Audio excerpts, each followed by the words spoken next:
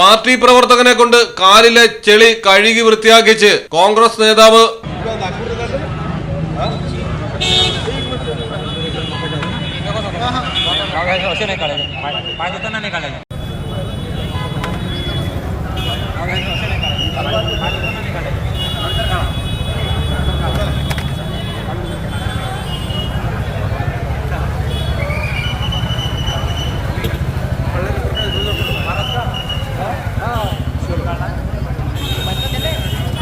മഹാരാഷ്ട്രയിലെ അകോല ജില്ലയിലാണ് സംഭവം. മഹാരാഷ്ട്ര കോൺഗ്രസ് അധ്യക്ഷൻ നാനാ പട്ടോളയുടെ കാലാണ് പ്രവർത്തകൻ തേച്ചുരച്ച് കഴുകിക്കൊടുത്തത്.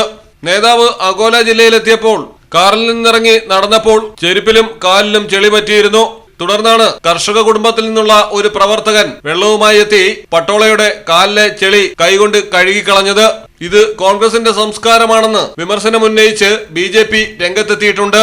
News desk Malayalam television. Coloring your dreams.